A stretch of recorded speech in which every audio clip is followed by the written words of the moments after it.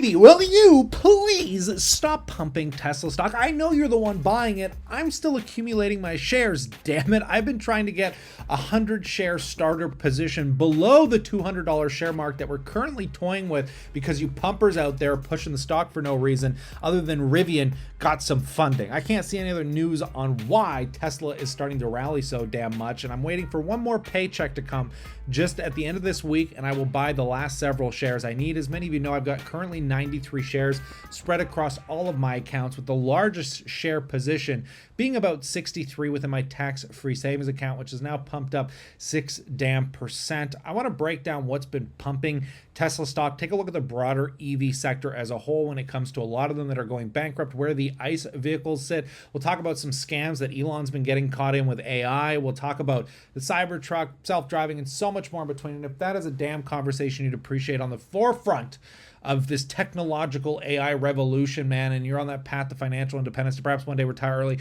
go down there, subscribe, join me on that journey, and hit that like button while you're damn well down there, because for the first time in what feels like literally over a year, Tesla's starting to get a little sign of hope to shareholders with the stock pumping for the first time, I think, within when was the last time Tesla saw $200 a share? Sometime back, probably, what is that, just at the beginning of 2024? Yeah, literally just at the beginning of the year when the stock sank so dramatically. People have pretty much given up on this story as far as I can tell. Elon has been under the microscope for his payments. The Cybertruck's getting so controversial and heated. There's just a lot happening here. So let's talk about, first and foremost, BYD, because this is probably one of the only real competitors to Tesla in the EV space as it stands today. And they have pumped up 31% just this year alone. They've been launching new vehicles. Even Warren Buffett, rest in peace your soul, the late and great Charlie Munger, who actually took on the position for Berkshire to buy BYD. They've been slowly scaling the position down. When I mean slowly, I mean incrementally slowly, because the conglomerate that is Warren Buffett's Berkshire Hathaway, they sold an additional 1.3 million Hong Kong listed shares of BYD, which was $39.8 million, according to the filing, which reduced their position to 6.9%.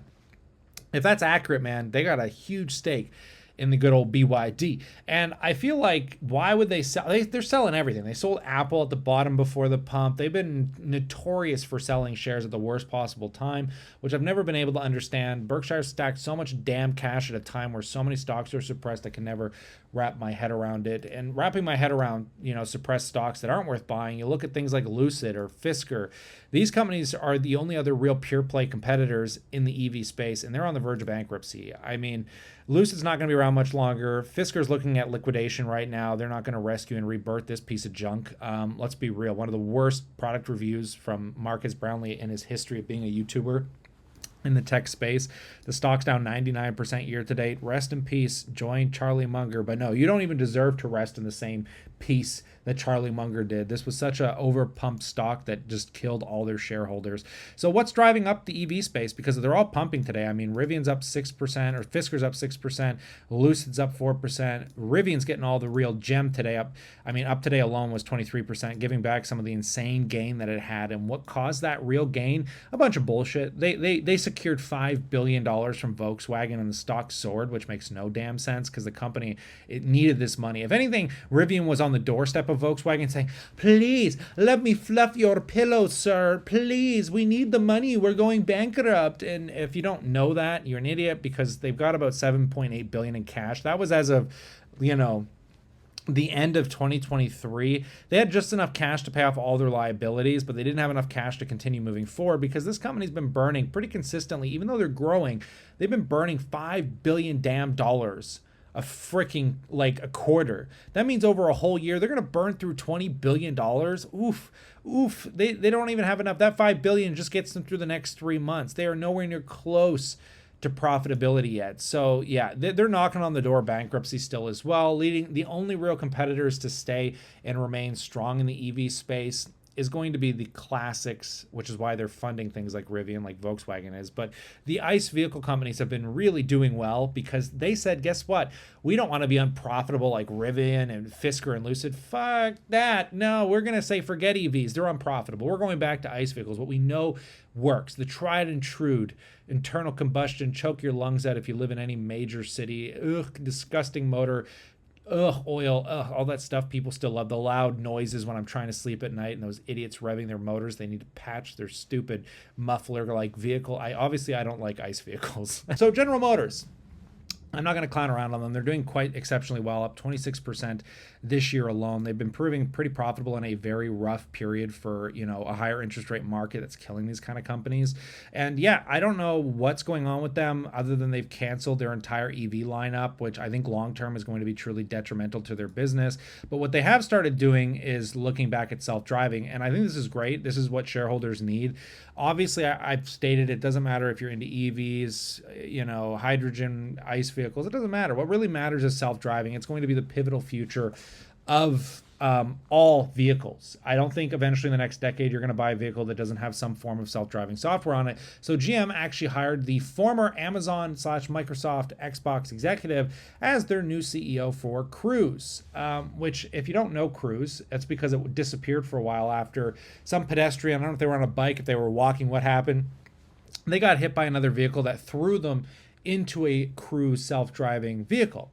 And because it was self-driving, the Cruise self-driving AI said, I don't know what to do in this situation. All I know to do is pull over. So pull over while somebody is on your vehicle. So they dragged a pedestrian that wasn't even, they weren't even involved in the accident. Cruise had nothing to do with it, but they ended up dragging that poor pedestrian like 20 yards or something, which led to a probe that caused them to shut down their whole self-driving fleet. Now they're looking to bring it back, which they need to, because I think this is the savior for their company in the long run if they can pull it off. But they've recently expanded manual driving without autonomous systems engaged, and their plan is to transition to supervised autonomous driving with trained safety drivers behind the wheel in the near future.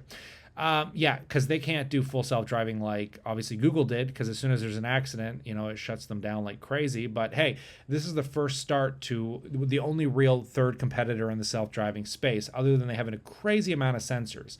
I think they have more sensors than Google does, and Google vehicles are costing like $250,000 a pop just to keep those suckers running. So it's going to be neat to see who's going to be the real players in this game. Obviously, I'm betting on Tesla. I still think Google and, Cruise have real potential here. I mean, it is one of the most fascinating things to happen, I think, in human technology ever. It's going to be a $1 trillion industry. I mean, you look at the price of Uber that is about to be disrupted, and Uber has no say in this anymore. I mean, Uber's $150 billion business. Forget taxis, forget Lyft. Just Uber alone is about to become massively disrupted. Now, it's a matter of a timeline when it comes to this. I'm betting in the next 3 years we're going to see a reality of revenue coming out of this. And as stated, I was going to wait for revenue, but I'm at the point now realizing that by the time they start generating revenue, the stock is already going to be exploding. Every value investor will be like, it's too expensive to buy now. And it wasn't, it was too expensive before too. It's only really expensive now because Tesla's cut so much pricing and they're still profitable against the backdrop of so many price cuts to deal with the higher interest rate environment, that as soon as interest rates come, like I said, I think 2025, 2026 are going to be phenomenal years for us Tesla shareholders. But right now, the criticism's real. You look at the Cybertruck, one of the most criticized vehicles on the planet, with some of those criticisms deserved. Obviously, if you've been on TikTok or Twitter, a lot of people are just doing it for clickbait at this point, but they've been ramping this up. Currently, the monthly delivery got to 1,754 Cybertrucks, which obviously is pretty impressive. There's been a lot of recalls. That's what, that's the joys of ramping, production hell. As stated, you don't want to, if you want to be an earlier adopter, you kind of got to deal with some of that stuff. But they want to achieve a production rate of 1,300 Cybertrucks to 2,500 vehicles per week, not per month, per week, which would severely surpass Ford's F1 Lightning, which for the total of Q1, they delivered about 7,700 vehicles, which is over 2,000 a month. In total, 2,000 a month. I think total deliveries for the F-150 have been around a few 100,000 vehicles. So since the existence of the F-150, it'll only take 1 year, if we can get to full ramp by the end of this year, to surpass F1 Lightning. And I wouldn't be surprised, and I know it might be laughable saying it today, that I think Cybertruck could be one of the best selling truck vehicles globally within the next year. We will see. Time will tell if that truly comes into fruition, but it's obviously one aspect of the ecosystem that is Tesla when it comes to insurance and self-driving and robotics and battery walls, and so much in this stock that is being so discounted, I think, at the current price, because too many people have been focused saying AI is really only in Nvidia and Microsoft and ChatGPT, when they're really missing the forefront of what will be the largest disrupted market cap opportunity, I think, within the next 5 years, which will be self-driving. So these are just my personal opinions. Like I said, I will buy the rest of my Tesla shares probably within the next day or two, hopefully below 200 a share. From there, I still want to buy more, just depends on how hyped the stock gets, but we'll try and accumulate on the dips. But I'll pass that question off to you. I'd love to know what you think about this in that comment section below.